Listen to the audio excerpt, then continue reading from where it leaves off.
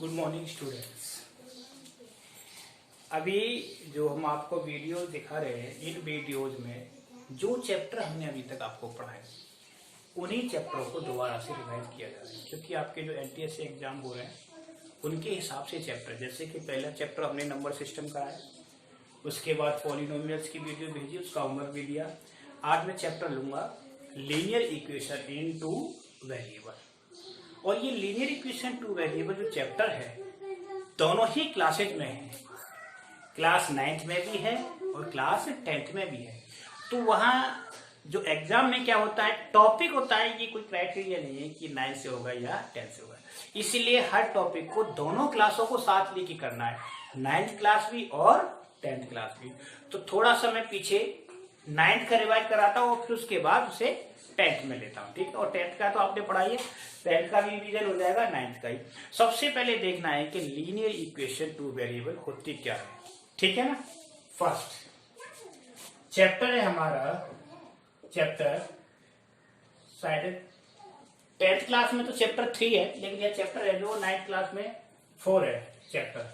मैं आपको टॉपिक का नाम देता हूं, लीनियर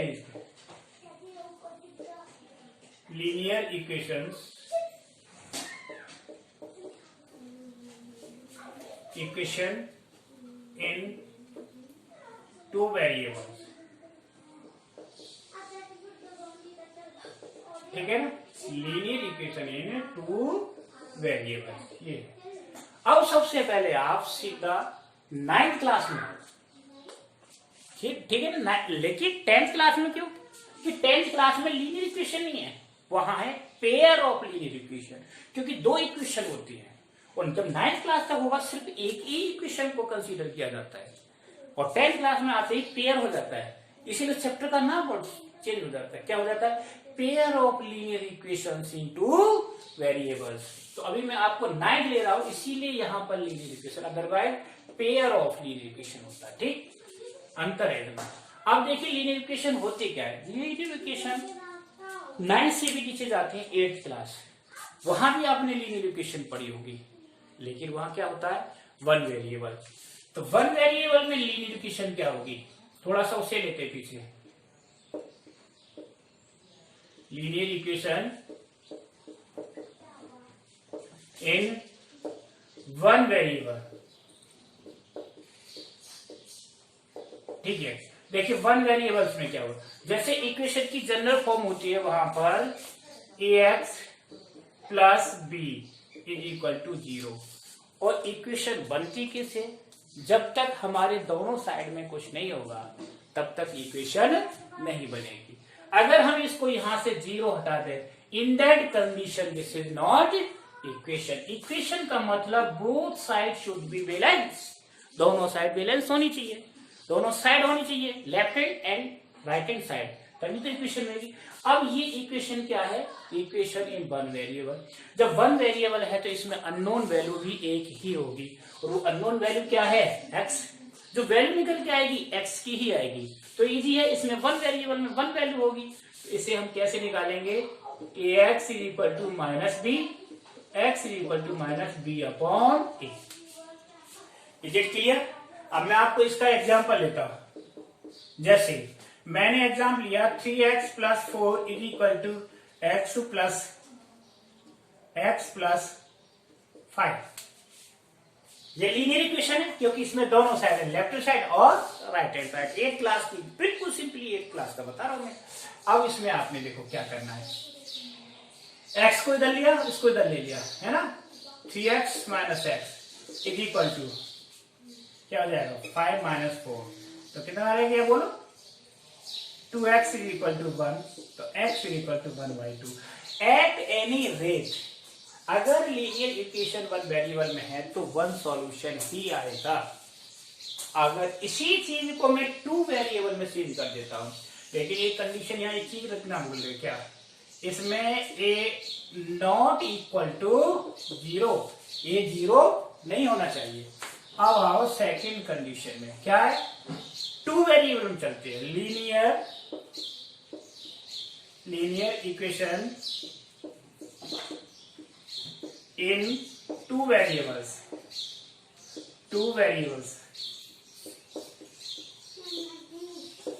हर चीज को बिल्कुल स्टेप बाय स्टेप समझना, पेशेंस के साथ। आप लोगों को पेशेंस नहीं है, एक साथ टॉप चीज पढ़ना चाहते हो, बेसिक पढ़ते नहीं हो, ठीक है ना, इसीलिए हर चीज को ढंग से समझना है।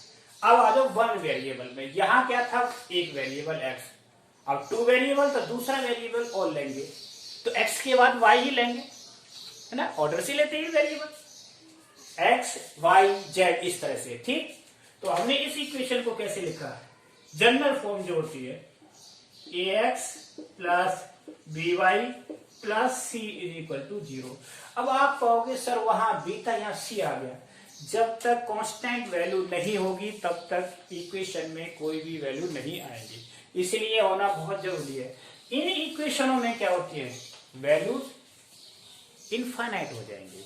अब इस कंडीशन में आते ही इनफाइनाइट नंबर ऑफ सॉल्यूशन, यहां क्या था, one solution, here infinite, infinite,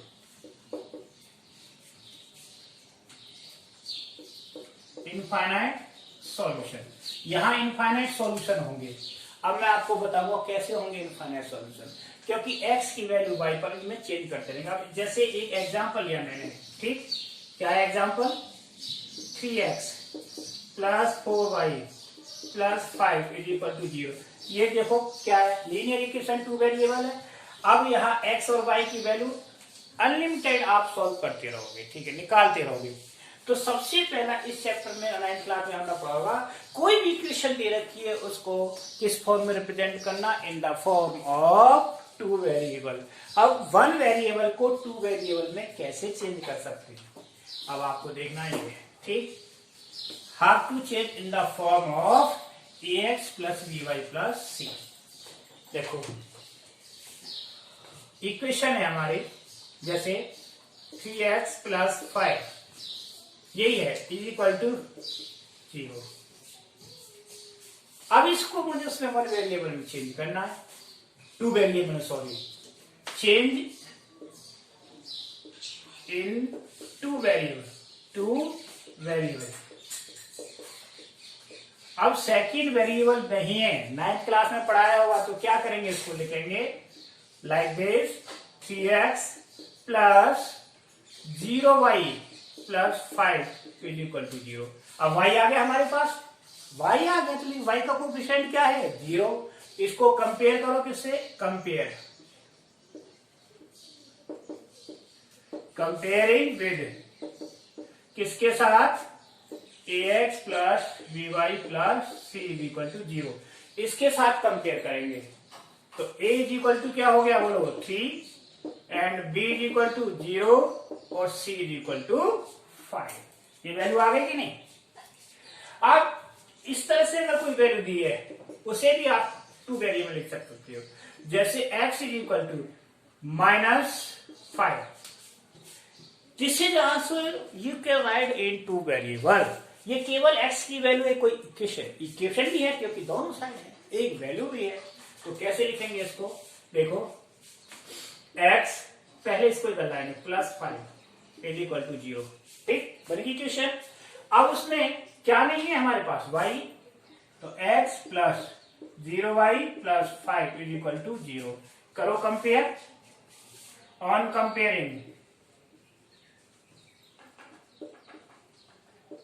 comparing, by ax plus by plus c is equal to 0, इससे कंपेयर करेंगे। तो a की वैल्यू क्या हो गई, a is equal to 1, b is equal to 0 और c इज इक्वल टू 5। इस तरह से ये वन वेरिएबल को टू वेरिएबल में चेंज कर सकते हैं, ठीक। अब देखो, how to find infinite number of solution. अब हम इनफाइनाइट नंबर ऑफ सॉल्यूशंस कैसे निकालते हैं, ठीक है, ये देखना है। टू फाइंड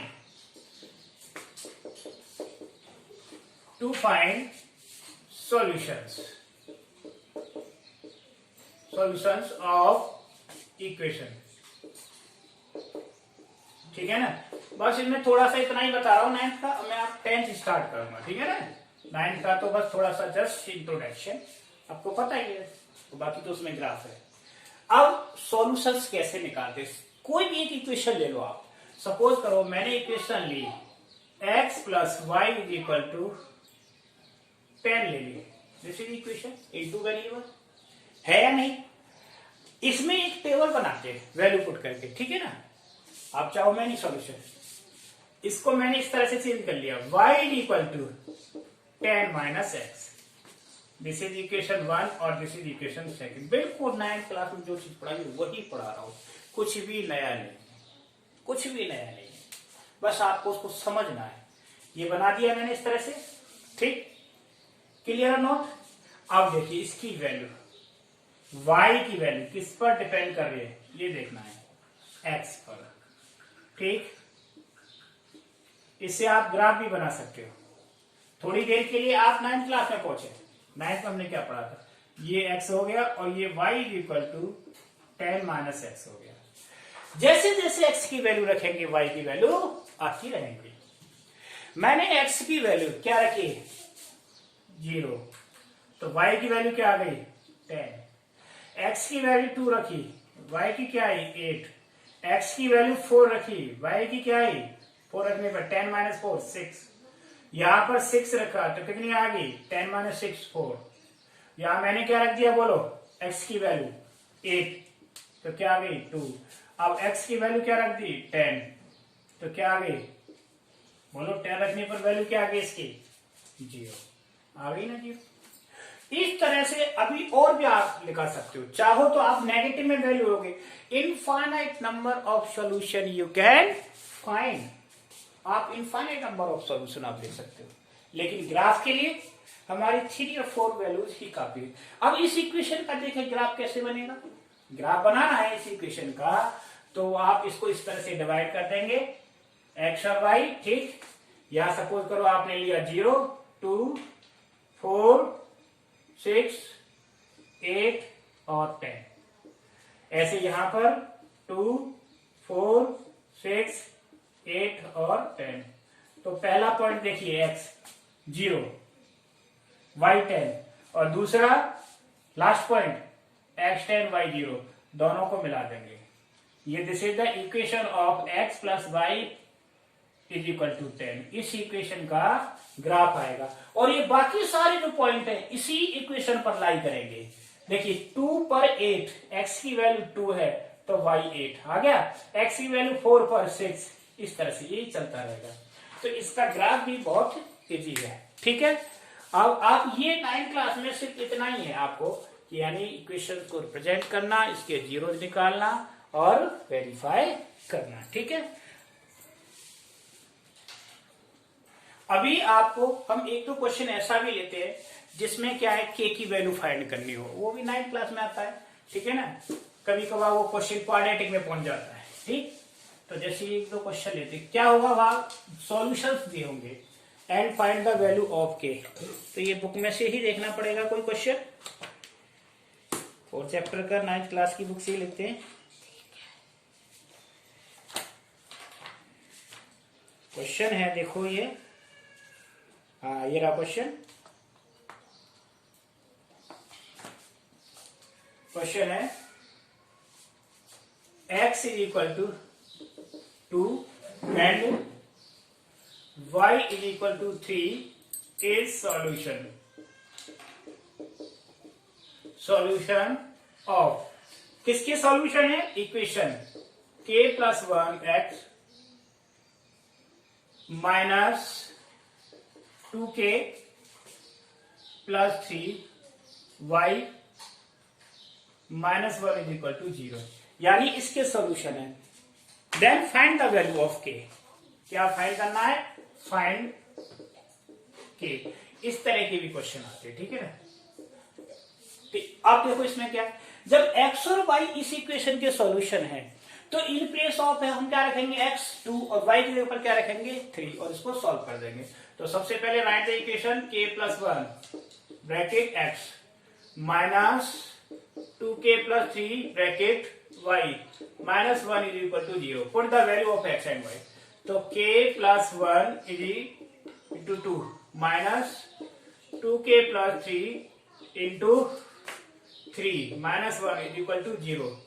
इसको मल्टीप्लाई किया 2k प्लस 2, यहां से माइनस तो कितना हो जाएगा बोलो, 6k और -9 -8 इज इक्वल टू 0। ठीक, -6 और +2 तो कितना हो, -4k और ये कितना रह गया, +2 -17 इज इक्वल टू 0।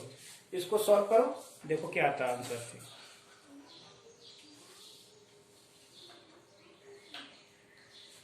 सॉल्व करके देख लो इसको, ठीक है। तो कितना आया, 50 -4k इज इक्वल टू 15, तो k इज इक्वल टू 15/4, ठीक है। तो -4, तो -15/4, इस तरह से इसको सॉल्व कर लेंगे, ठीक है ना। देख लेना कोई देख कैलकुलेशन में कोई मिस्टेक हो तो इस तरह की वैल्यू आती है आपको सॉल्व करने के लिए, ठीक है। अब देखो वन मोर क्वेश्चन मैं आपको देता हूं, एक और इसी तरह का क्वेश्चन।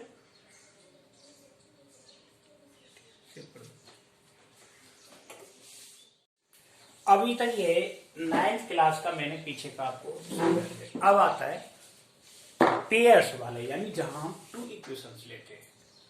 तो इसके लिए हम यहां थोड़ा सा ऐड कर देंगे पेयर ऑफ, इतना बढ़ गया, pair of linear equations in 2 variable.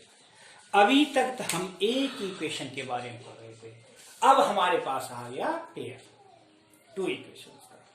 जब पेयर आ गया तो उसमें कंडीशन डिफरेंट होगी, इनफाइनाइट सॉल्यूशन नहीं होंगे, ये कंडीशन पे डिपेंड करेंगे सॉल्यूशन, ठीक है। तो इसके लिए सबसे पहले हम ये बताते how many methods, there are 2 method, graphical and algebraic method. अब ग्राफिकल मेथड तो to represent the solution on the graph, वो ग्राफ पर होता है, ठीक है। तो कंपटीशन में ग्राफ वाला तो आता नहीं, लेकिन आप कभी कभार क्वेश्चन पूछाता है कि can you find the solution of linear equation 2 variable on the graph, yes और नो में, तो पॉसिबल है, ठीक है ना। क्योंकि ग्राफ पर भी बड़े आराम से सॉल्यूशन, जहां भी दोनों इक्वेशनों के ग्राफ इंटरसेक्ट करें that is the solution of pair of linear equation. नहीं इंटरसेक्ट करती तो नो सॉल्यूशन, और दोनों लाइनें एक ही दूसरे के ऊपर है तो मैनी सॉल्यूशन। तो इन सब चीजों को जानने के लिए सबसे पहले जरूरी है conditions of the solution, solution की कंडीशंस क्या हैं, और उन कंडीशन से ही रिलेटेड क्वेश्चन मिलेगा आपको। वहां इक्वेशन में सॉल्यूशन फाइंड करने के लिए नहीं होते।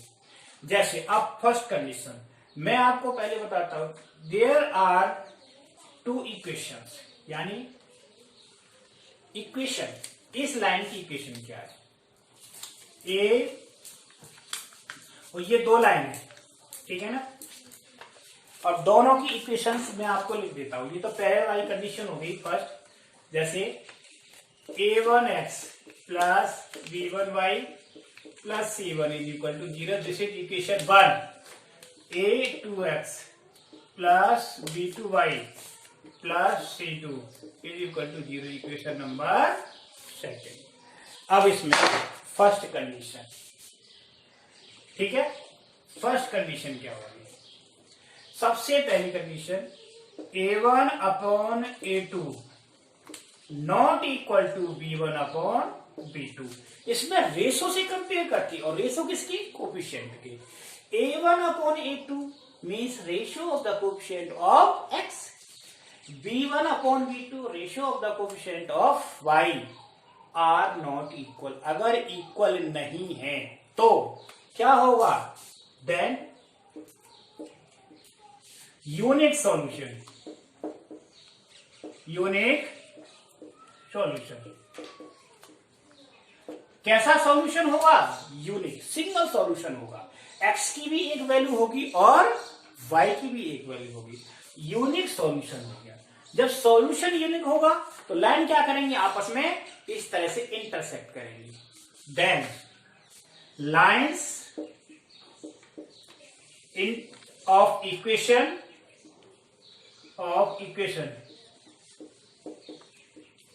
intersect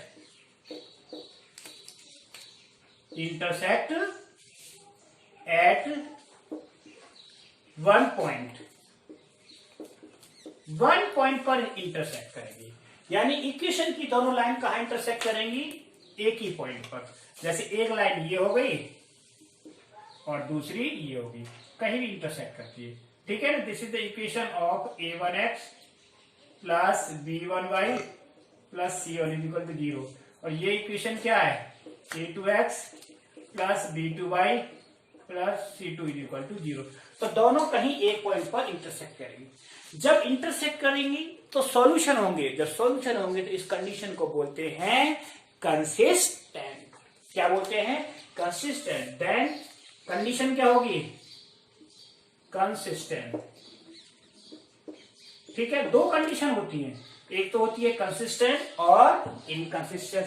अगर सॉल्यूशन आता है तो कंसिस्टेंट और सॉल्यूशन नहीं आता है तो इनकंसिस्टेंट। ठीक, अब ये तो होगी दूसरी कंडीशन में आ जाओ। फर्स्ट कंडीशन क्लियर होगी कि नहीं, दोबारा से बताता हूं। a1 upon a2 not equal to b1 upon b2 then unique solution, lines of equation intersect at one point। इस तरह से इंटरसेक्ट करेंगी, कंडीशन कंसिस्टेंट होगी। अब दूसरी condition, a1 upon a2 equal है किसके, b1 upon b2 but not equal to c1 upon c2। ये इसकी इक्वल है, लेकिन तीसरी कंडीशन तीसरे कोएफिशिएंट की इक्वल नहीं है। तो इस कंडीशन में क्या होगा, नो सॉल्यूशन। क्या होगा, नो सॉल्यूशन। कोई सॉल्यूशन नहीं आएगा इसमें। जब कोई सॉल्यूशन नहीं आएगा तो लाइंस ऑफ इक्वेशन आर कैसी होंगी, पैरेलल। कैसी होंगी, पैरेलल होंगी। जब सॉल्यूशन नहीं है तो कंडीशन क्या होगी, देन इस तरह से होगी लाइन, इस तरह से दोनों पैरेलल। ये दोनों पैरेलल हो गए कि नहीं। ये किसके लिए, a1x प्लस b1y और plus c1 is equal to 0। दूसरी a2x plus b2y plus c2 is equal to 0। समझ आ गया, ये दूसरी कंडीशन होगी। अब तीसरी condition, third condition. Third condition क्या होती है, हाँ इसको बोलेंगे इनकंसिस्टेंट। इनकंसिस्टेंट, ठीक है ना, इनकंसिस्टेंट। तीसरी कंडीशन होती है a1 upon a2 is equal to b1 upon b2 is equal to c1 upon c2। इसमें तीनों ही रेशो बराबर होंगे। जब तीनों रेशो बराबर होंगे तो मैनी सॉल्यूशन, दोनों लाइन बार बार इंटरसेक्ट करेंगे एक दूसरे को, यानी एक ही, इसे बोलते हैं कोइंसिडेंट। तो क्या होगा, many solution. Many solution, lines are coincident. ठीक है ना, तो क्या होगा, कंसिस्टेंट। तो ये तीन कंडीशन थी सॉल्यूशन होने की। इन तीन कंडीशनों के बगैर आपको आगे कोई भी इक्वेशन सॉल्व नहीं हो सकती, और मोस्टली यही कंडीशन पूछी जाती है, इससे रिलेटेड क्वेश्चन होते हैं। ठीक है, तो ये तीनों कंडीशन आपको बहुत अच्छे से आनी चाहिए हर तरीके में। ठीक है, अब देखो मैं हर कंडीशन से रिलेटेड एक क्वेश्चन लेके आपको बताता हूं कैसे इसमें अननोन वैल्यू दी रखी, कैसे वैल्यू निकालनी है। ठीक है,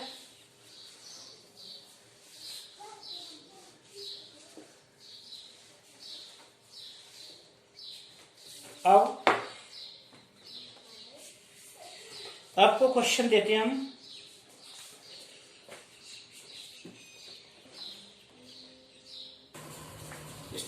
In this question, find the value of a and b for which the following equation has infinite solution। तो आपको इनफाइनाइट सॉल्यूशन वाली कंडीशंस को माइंड में रखना है। इनफाइनाइट सॉल्यूशन, इनफाइनाइट सॉल्यूशन की कंडीशन क्या होती है बताओ, a1 upon a2 is equal to b1 upon b2 is equal to c1 upon c2। That is the condition of third condition, infinite solution. अब फर्स्ट इक्वेशन का x coefficient क्या होता है, a1। तो a1 क्या हो गया यहां पर हमारा, बोलो 2, और A2 क्या हो गया 4। गुड। यहाँ B1 क्या हो गया A-4 अपॉन A-1। अब आप कहोगे सर माइनस कहाँ में, क्योंकि दोनों में माइनस है, माइनस से माइनस कैंसिल हो गई, इसलिए आप नोट करो या मत करो। ठीक, ऐसे ही इसमें इसको माइनस लेंगे, दोनों ही माइनस होंगे, दोनों ही कैंसिल होंगे। तो तीसरा क्या हो जाएगा 2B + 1 अपॉन 5B - 1। अब इसको सोल्व करना है, तो पहले मैंने इसको इसके कैंसिल कर देंगे, तो क्या आया 1/2 A-4 अपॉन A-1। मैं इन दोनों को कंपेयर करता हूं। ठीक, तो ये cross multiply A-1 = twice A-4, तो A-1 = 2A-8। ठीक, इस A को इधर ले जाओ, इसको इधर ले आओ, तो क्या हो जाएगा -1 + 8 = 2A और -8, तो 7 = 8। 8 मीन्स A की वैल्यू क्या आ गई बोलो 7। A की वैल्यू क्या आई 7। अब निकालनी है B की वैल्यू, तो B के लिए चाहे तो इसी में ले लो इसके साथ ना, या फिर यहाँ A की वैल्यू रख दो। तो हम कह रहे हैं देखो इसको इन दोनों को बराबर करके भी निकाल सकते हैं और इसको और इसको बराबर करके भी निकाल सकते हैं, आपकी मर्जी है। तो मैं तो इससे निकालूंगा, निकालने से देखो A-4 upon A-1 = 2B + 1 upon 5B - 1। ये हो गया। जब A की वैल्यू हमने निकाली ली है, तो इसको यहां रख देंगे की जगह पर। क्या रख दिया मैंने 7 - 4 और 7 - 1 = 2B + 1 5B - 1। 7 में से 4 3 अपॉन 6 = 2B + 1 और 5B - 1। करेक्ट, ये 5B, ये 1/2 1/2 = 2B + 1 और 5B - 1। क्रॉस मल्टीप्लाई, तो क्या हो गया 5B - 1 = 2 2 जा 4B और +2। B को एक तरफ कर लो। ठीक, तो 5B - 4B = 2 + 1। तो B की वैल्यू क्या आ गई 5B में से 4B गए तो B बचा = 3। Then the value of B = 3। और ये हमें निकाले कब आई ये वैल्यू निकल करके, जब हमें कंडीशन पता है। अगर कंडीशन नहीं पता होगी तो कोई वैल्यू नहीं आनी चाहिए। ऐसे ही कंडीशन तुरंत पता करना चाहिए हमें क्या इसमें यूज करना है। एक क्वेश्चन और बताएं कि आज के लिए इतना ही काफी है। तुम्हें तो कुछ करना नहीं है, आराम से अपना एक बच्चे ने कर लिया कॉपी कर दिया, ऐसा मत किया करो, क्वेश्चनों को किया करो। ठीक है, हाँ अच्छे से। कुछ बच्चे तो बहुत अच्छा कर रहे हैं और कुछ बच्चे होमवर्क भेज ही नहीं रहे हैं, इसीलिए मैं आपको बार बार कह रहा हूँ सभी को होमवर्क करना है, अच्छे से करना है। ठीक है।